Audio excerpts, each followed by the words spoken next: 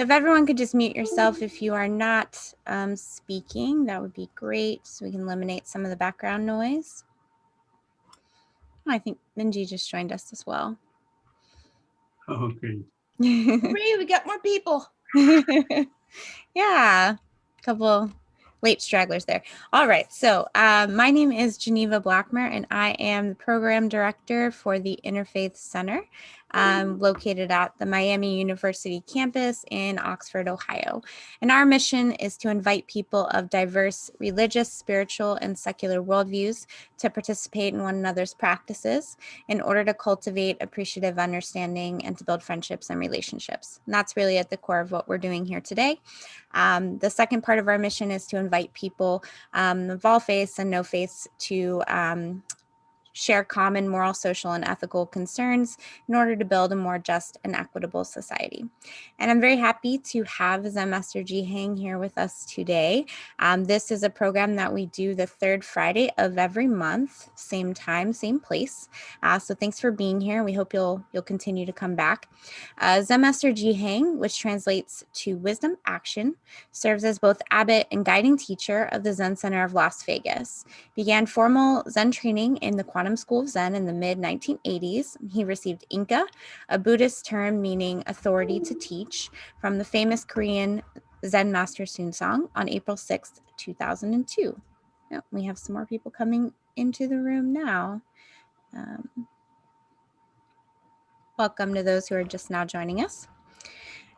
So Zen Master Ji Haeng is also the guiding teacher of the Isthmus Zen community in Madison, Wisconsin, and the Prairie Earth Zen Center in Topeka, Kansas. He frequently travels to both of these Buddhist centers to lead meditation retreats. He's also served as a guiding teacher in Vancouver, British Columbia, and for a number of years has led retreats in Denver, Los Angeles, Pittsburgh, Fairbanks, Cambridge, Chicago, Miami, and Tallahassee. He has been a frequent Buddhist lecturer and has led both classes and retreats in Malaysia and Singapore. He also taught an introduction to Zen Buddhism course at UNLV for 15 years and initiated a Zen meditation program at a federal prison in Las Vegas, which had one of the highest participation rates at the facility. So I am going to turn it over to you, Zen Master Ji Haeng, and thanks to everyone for being here, and welcome to those who just joined us. Thank you. Yes, thank you for the introduction. And if I knew this many people were going to show up today, I should have prepared something. Just joking. Katagiri Roshi lived in Minnesota during most of his adult life and began a center there. He wrote a book called You Have to Say Something. And of course, when we think of Buddhism and Zen, especially the meditation part of it, we always think about looking inward, looking at our life from a perspective not of analysis, but just making contact with what the Sanskrit word skandhas, meaning seeing, hearing, tasting, touching, smelling, and our cognition as an added one, and watching the different sensations that appear without sanctioning anything, also without chasing anything, but just to almost be like a sentry at the gate. Because oftentimes we're led by our story. And our story, most of this is past mind. Diamond Sutra says, past mind is ungraspable, it's only residue. So we think about events and situations in our life that occurred and the effect that they had in molding us into our like and dislike mind, this opposites projection that we have to be careful about. That's all. Memories are fine, but if we get led down this either a primrose path or some toxic environment by accessing the past, please realize that you're accessing it in this moment.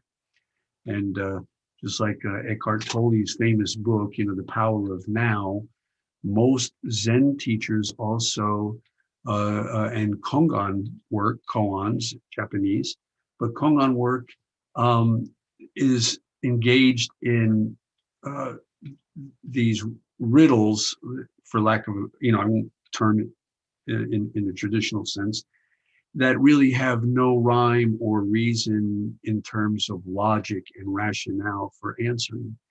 So what are they designed to do? They're designed to sort of cut us off at the knees with our rational, discursive, linear process that we were encouraged to engage from early on when we first entered kindergarten doors, all the way up through school.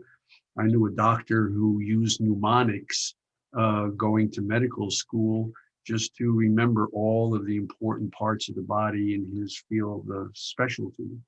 So it's a useful tool, obviously, the mind and our thinking, but if we allow it to control us rather than we being in control, then it presents sometimes some serious issues. Like some teachers said, we're all really mentally ill. It's just the varying degrees, of that, because we're so in love with our thinking. So I write a blog that comes out on a Monday at the Zen Center of Las Vegas site, and this isn't so long, but I want to give you an advance short reading of this, because in the midst of COVID, it'll lead me into something else that I want to say before we meditate for a short period. But there's so much with COVID and the pandemic now that really goes beyond the economics and schooling and the children and relief, mortgages, rentals, all of the suffering that this has wrought for our usual normal life. And I find that students are calling me, getting in touch with me, and their behavior is becoming more abstract. They're sort of at the end of their tether, is a way of saying it. So I thought, well, this week I'd write something with a little bit of humor. So here goes. Recently, I had a most pleasant Zoom one-on-one with Kwang Roshi, Dharma heir to the legendary 20th century teacher Suzuki Roshi. So if you've done some Zen studies, you realize that Suzuki Roshi was the author of that bestseller, Zen Mind, Beginner's Mind, very good book. Roshi and I first met during the 90s when, at an international Zen Buddhist conference, I was assigned as his attendant. Kwang Roshi is the abbot of Sonoma Mountain Zen Center in California. Now well into his 80s, he is a formidable, no-nonsense, still very clear teacher. I asked him about his concerns related to COVID-19 and perhaps the practice he recommended to his students, considering the existential health ramifications of the pandemic. His answer was one that I'd like to share this week. So he looked at me, we're doing one-on-one with this, the Zoom, so it's kind of shared screen, two people, and he's looking at me like, don't you know? And I said, no, Roshi, I just want to hear from you, your students, how you're doing this. So he said, okay. He said, ask me to take in a tidal breath, big breath in. And then while exhaling, come down, just down, down, down, like lean forward to the end of the exhalation. And to where I was almost touching the floor with my forehead. And as I got to that point, Roshi then commented, he said, so did any thoughts appear to you as you bent forward to the end of your exhalation? Any thinking as you're down there? And the answer is no. It's like actually a physiological thing that you can all try afterwards. And if you do 2 or 3 of these before you consider your formal meditation practice for whatever period in your day, if you do that, if you engage that, it sort of sets up a physiological aspect to our practice. I studied also with Shodo Harada Roshi. Maybe some of you are familiar with him, very famous Japanese teacher. And he coined the phrase from Hakuin, saying that Zen enters through the body. So we don't want to make a mistake of trying to intellectualize any teaching, because when you do that, you're actually searching a placebo for your anxiety. Let me repeat that. Most people come to meditation because they want some relief from their concerns, like I said a moment ago, the pandemic and economic things. And that's also Diamond Sutra, but instead of past mind, we're projecting into the future some dire state of affairs where we sort of lose everything. And indeed, some people are losing things, but it's best the solutions come, as Ramana Maharshi used to say, from stillness and quiet. Albert Einstein was not at a blackboard at Princeton University when E equals MC squared appeared. He was laying down in a field looking up at cloud formations coming and going. And his mind was very, very quiet. So, if nothing else, you'll begin your meditation period with a direct connection to this before thinking mind, which is an aphorism in the quantum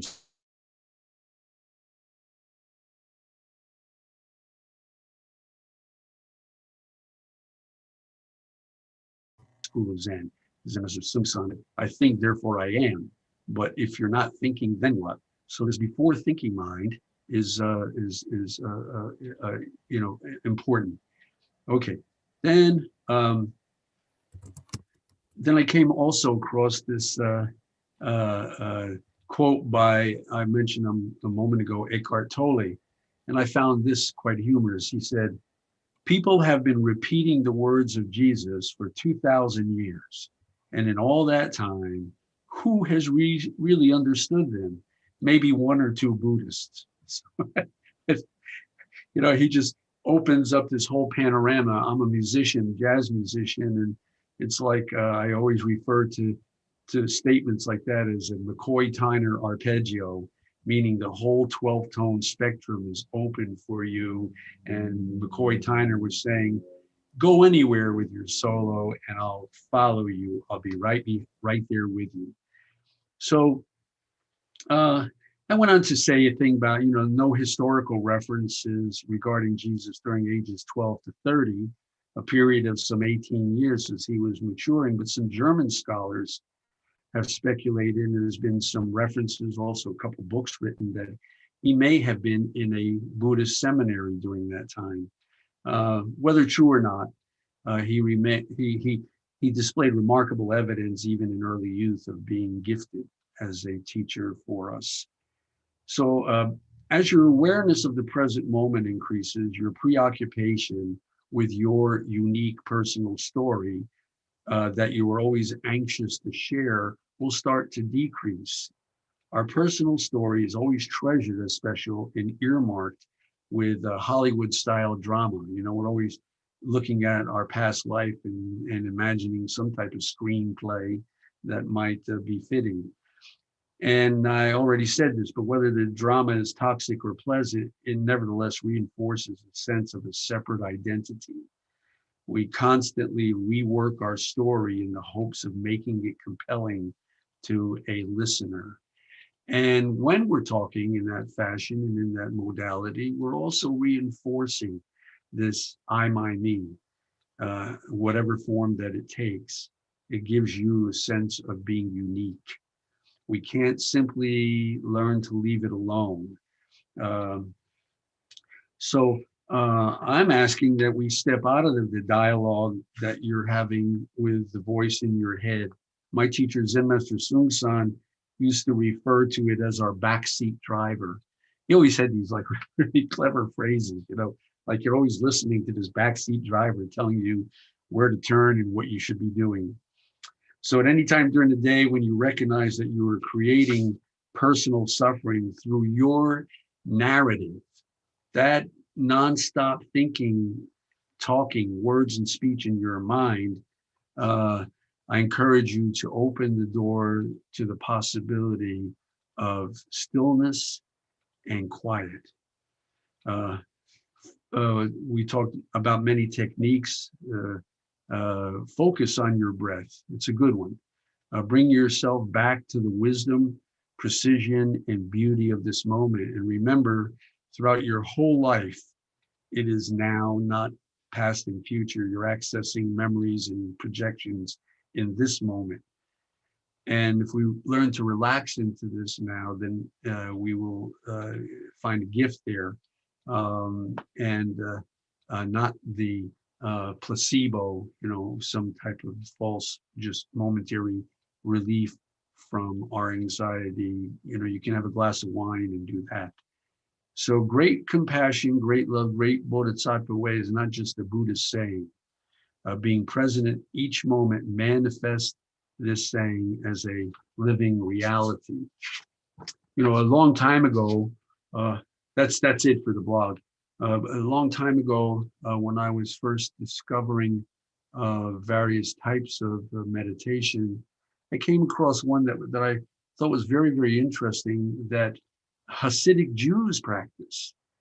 And I didn't know that before, and they take like a cloth thing, and if you can see me, it's wrapped around their head, and then they have to tie it in a certain way, and then they grab the end of that cloth with their right hand and bring it down to their waist, and then they focus on the energy of coming down from their thinking mind, same idea, and bringing it down, as Harada Roshi said, Zen enters through the body, bringing it down into your Dantian, this Tonjan, as it's called in Korean, and Hara in Japan.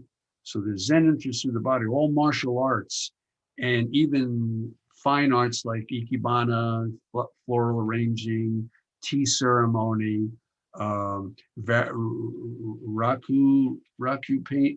painting. If you research those, and Shoto Harada, even with the brush, we prepare the ink, and then they put some ink on the brush and they lift it up, and then it's all related to the breath. So all of those art forms and martial arts have a distinct training facility that looks to breath. So that's number one time-honored technique, that if you breathe in slow, and then slow exhalation through your nose and navel in a straight line, and allow the air to seep out. The Taoists used to put a goose feather on their nose, and the whole idea was to not have that feather move in any way. It's very, very subtle, as if you've stopped breathing, but the breath rate is reduced down to 3-4 times per minute. And it's amazing because that physiological thing that I mentioned at the top of this hour comes into play at that point. And you immediately start feeling a relaxation mode. But we don't want to stop there. It's not just about that. It's seeing very clearly that, just like Einstein looking up at the cloud formations changing, we want to understand that the space-time grid that we occupy right now together, right here in this moment, and also for this short period of time that we're alive on this planet, what we share is fraught with impermanence. Everything appearing, disappearing, appearing, disappearing. As I've been talking, probably too much already, but as I've been talking, cells in my body have died, thousands.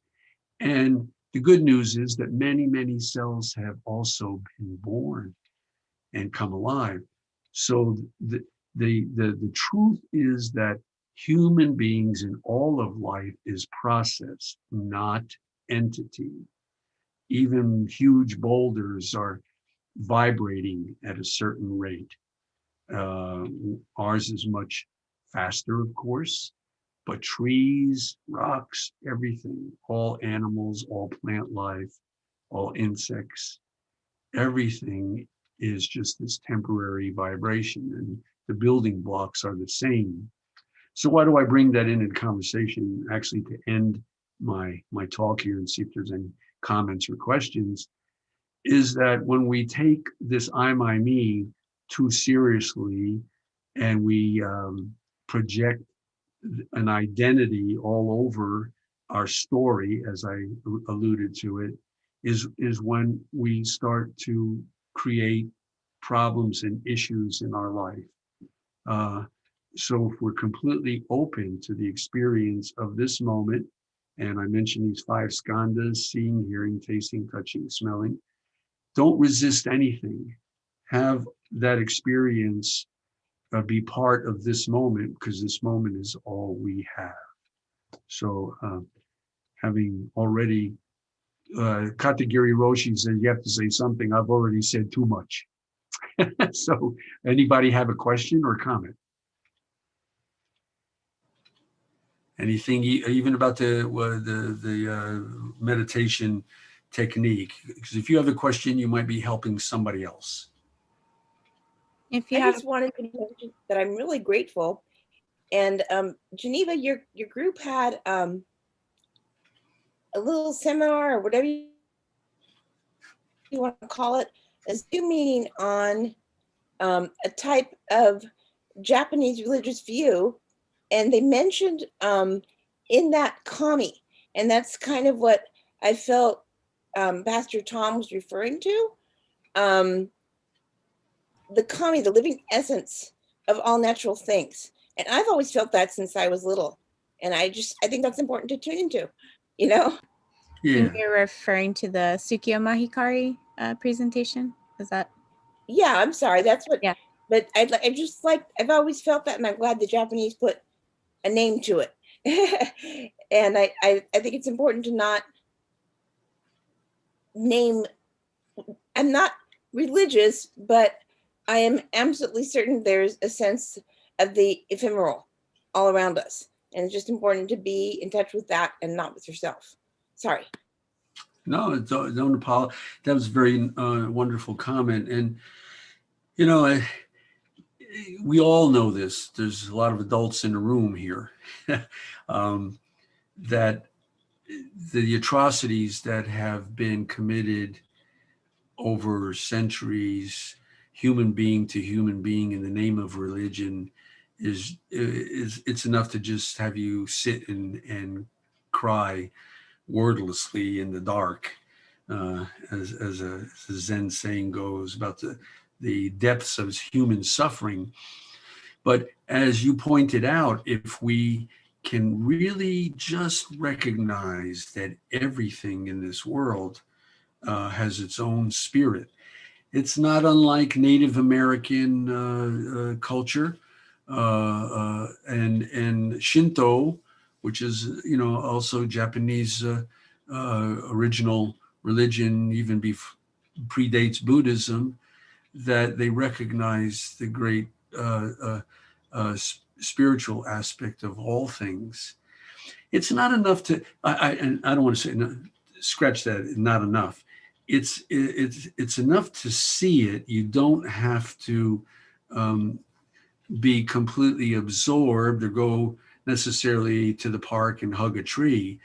It's like just this general sense of the aliveness of everything and the experience of it in this moment. It takes you out of that I, my, me place and puts you in a place where you can, like Ramana Maharshi said, access this silence and stillness. And from that font of this silence and stillness, then wisdom will appear. The Buddha himself in the Anapanasati Sutra says that he we have to find tranquility. And from tranquility, then wisdom appears. So it's a way of saying, however we adapt to a meditation practice, it doesn't have to be lengthy, but make the moments count. Don't just sit down, light a stick of incense, and let your mind drift off into some daydream. You have to give your mind a job while you're doing that. So the techniques of breath awareness, and that's what the Anapanasati Sutra is about. And what I just alluded to is the easiest, most simple thing is just breathe in this way, and then good breath, and then slow, slow, slow exhalation. Kwang Roshi, as I stated earlier, you exhale, and as you're exhaling, let your waist from your waist come down forward, and it's a physiological phenomena, but thinking leaves. In Japanese, they call it nen, N-E-N, this first thought. And the clarification is necessary. I'm glad I thought of that word nen, because any teacher from Asia will tell you that thinking is a natural process, right? I mean, we all think. It's not something that you're trying to like sweep under the carpet. But they say if you have one thought, no problem. Second thought, okay. But if you connect the third thought, so you got 1, 2, 3 in tandem, then you're already starting to engage in this inner dialogue and mental movie. So be careful of how you extend it. So when I said give your mind a job, come back. You venture off into thinking, oops, I'm in my little movie, and then pull back and then go back to the breath. Oftentimes it's recommended to count your exhalations from 1 to 10, because it's not multitasking, but you're breathing. And then the fact that you're counting is also giving your mind this job. And the job is just to pull you out of the linear discursive, connect the dots, nen, a thing that is just common with us as human beings. This nonstop thinking modality. And again, Buddha, tranquility. And from that tranquility, then solutions, meaning wisdom, will appear. And everybody's karma is different, right? I have situations in my personal life that, are important, and some sad, actually. And then also,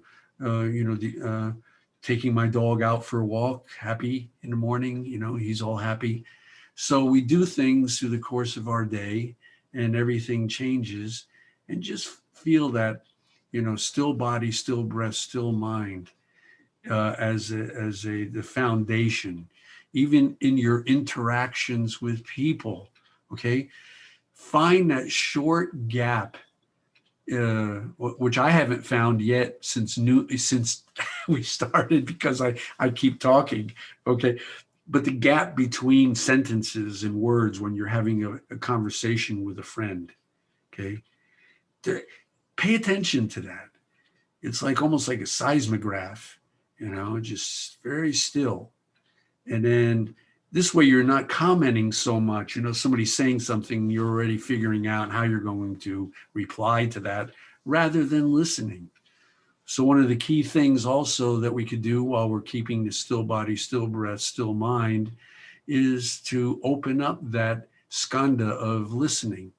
Thich Nhat Hanh calls it deep listening, where we're completely present to another human being and how they're expressing themselves in this moment. And that's compassion right there. Within our own circumference, as wide or as narrow as that may be, within that circumference, we can find this, as the Bible says, this truth that will set us free from the machinations of our own making, this nonstop nagging narrative. Okay, so anybody else, anything what time is it? It's already 12:30. We haven't Yeah, even, I was gonna say, Zen Master Ji Haeng, there are a couple more questions, but maybe we should do the meditation first in case some people have to leave, and then we can come back to a Q&A if okay. everyone's okay with that. Okay, so I have this Chugpi here. I'm going to hit the Chugpi, then I'm going to mute myself as well. And we'll sit. How long, Eva? That's up to you. I mean, Well, give me a, 10, 15 minutes. okay. So maybe 12 minutes. Okay. Something in there. See how good these negotiations are working. Okay, so here's Chugpi.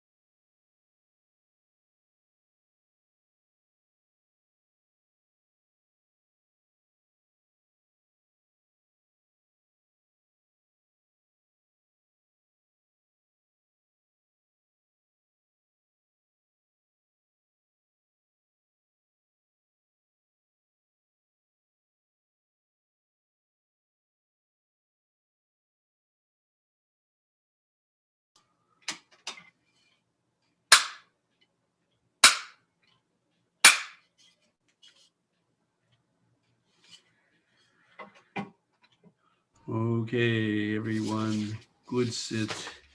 It was awfully quiet. So thanks, everyone. Now we can, once you come back to the screen, we can move into the Q&A. There are 2 questions in the chat, and we will open up for more questions if other people have them. So the first question we received is, what in the story we tell ourselves causes suffering? Oh, well, that's based on the individual. Obviously, it could be toxic. It could also then be something where you feel nobody is quite as good as you are, and then that leads sometimes to being judgmental, and that would also create suffering. So the main I think foundational aspect of suffering is this identification with this separate um, entity. Now, in and of itself, we all have to function in that way. We all get bills put in our mailbox from utilities and mortgage and everything. So we are a separate entity. But when we uh, judge and start juxtapositioning, it's like building a moat around a castle. You don't want anyone or anything to interfere with the image that you have created for yourself. And again, it could even be a toxic image, but you're comfortable there. And some situations we're all familiar with, women who are in bad relationships with boyfriend or that, and they're being abused in some fashion. They cannot see beyond this moat that they've created. So that also lends itself to suffering. Now, maybe that's an extreme example, but all of us have our story, and that's why I said it the way I did. Open this is that each story is unique.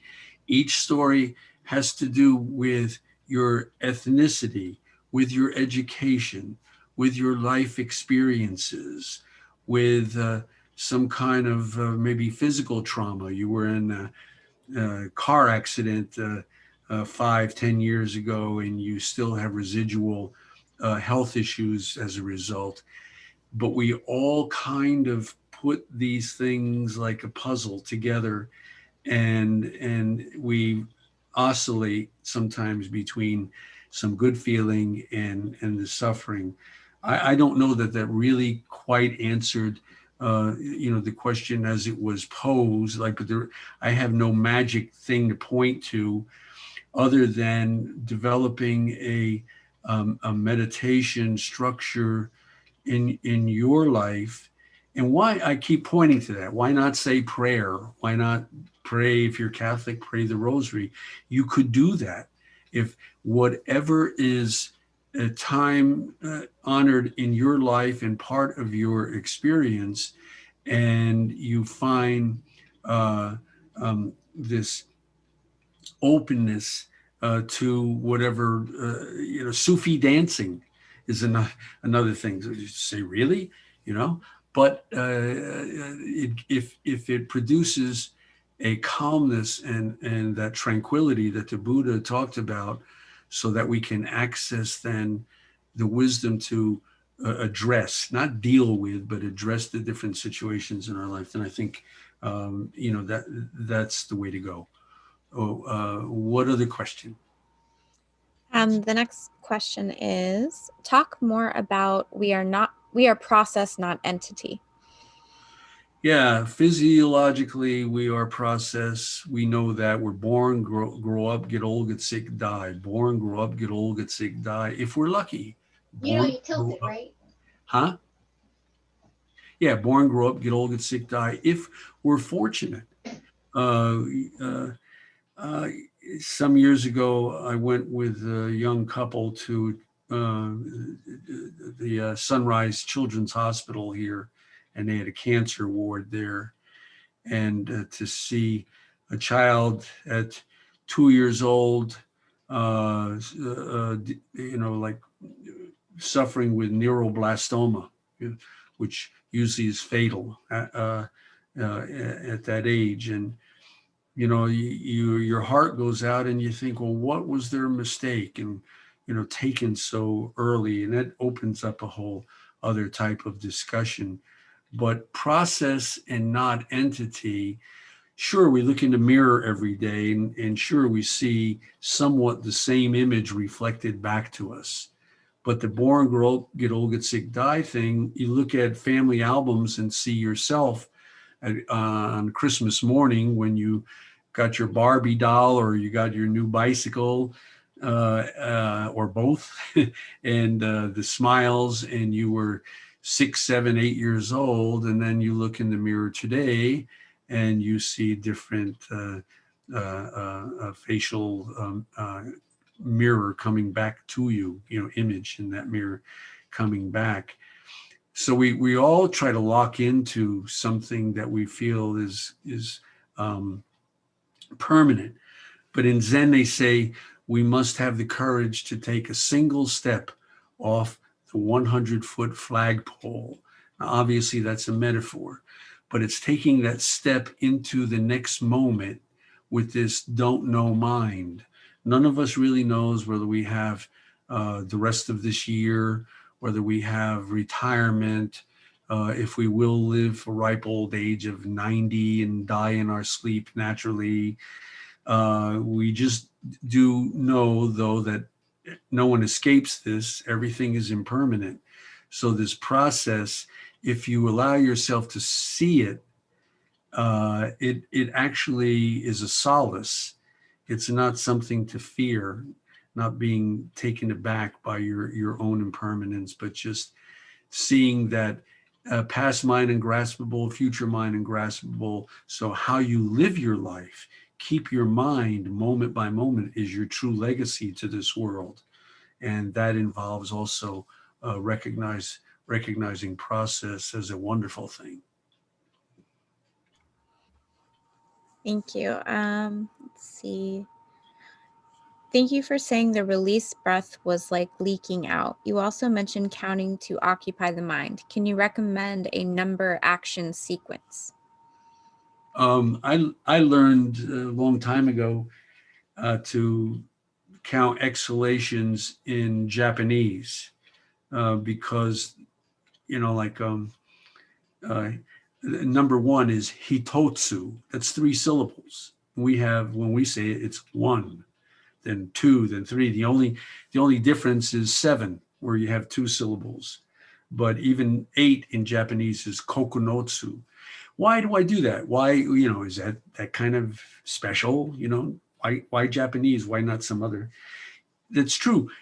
But it wasn't because of the connection with Buddhism as much as this long, slow exhalation, giving your mind a job. Koko no tsu takes a while. If you divide the syllables up and you exhale a lot of the carbon dioxide, and you want to, there's so many billion cells in our brains, and we want to bring in as much clean and clear oxygen as we can, because Tai any martial art, I alluded to that before, the worst thing that can happen to give cancer a shot, and heart disease and stroke and a host of other maladies, is stagnation.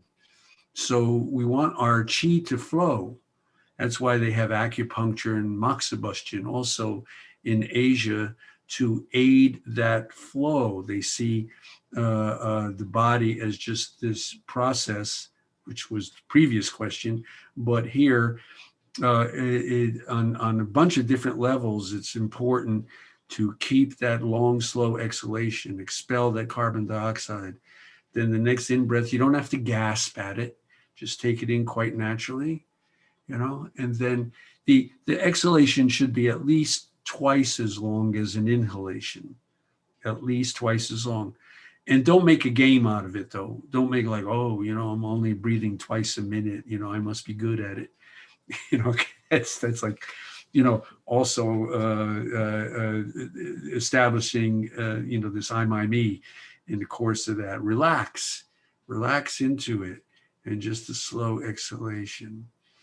Know that born, grow up, get old, get sick, die. So how do we use our time? So this long, slow exhalation.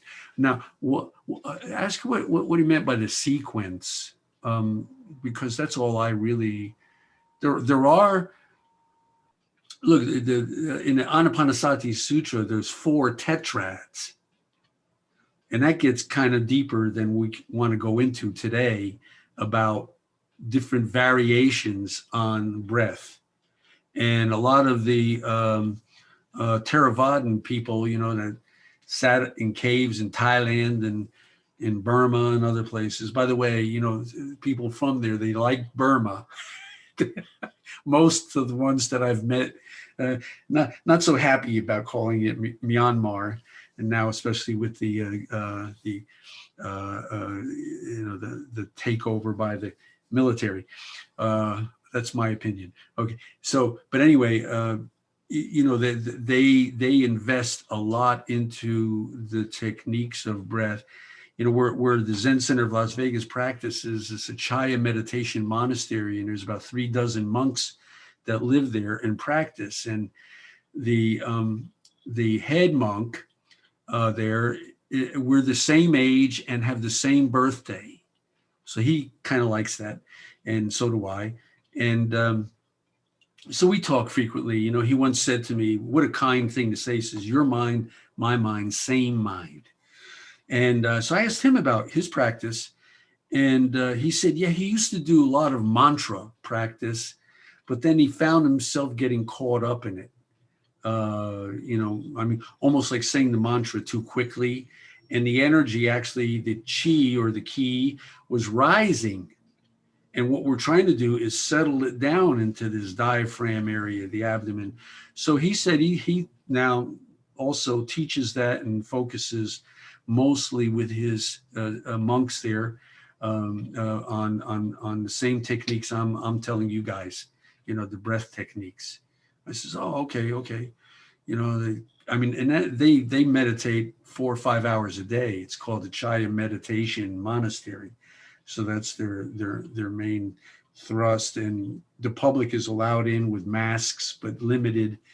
It's a huge place, limited to 30 with masks, and they sit in the back and meditate with the monks. So, that's what's going on here in Las Vegas. I hope that helped. So we're right at the hour now. I do want to be mindful of everyone's time. But if there are any final questions that you'd like answered, feel free to jump in. Last chance. So going once, going twice. No more questions from anyone? That's good. Zen Master Sung-san said, okay, no more question. Everybody attain enlightenment. Then it's not necessary. Everyone already enlightened. Well, thank you all so much for joining us, and we hope that you will continue to come back on third Friday of every month. Thank you to Zen Master Ji Haeng for taking your time to do this. And if you are interested in a more formal Zen practice, the Zen Center of Las Vegas offers a virtual Zen practice that consists of chanting, sitting, and a Dharma talk every Sunday at 9 a.m. Pacific, which is 12 noon Eastern time. So if you are interested in that, please reach out to Zen Master Ji Haeng. I'm going to put his email in the chat. It's sitandzen@aol.com with no G. So please reach out if you're interested, and we'll make sure to get that Zoom link to you. So anything you want to add? No, thank you. My dog is saying goodbye there. Okay. All right. Well, thank you, everyone, and have a great afternoon. Thank you all for being here. Thank you so much. Bye. Bye-bye.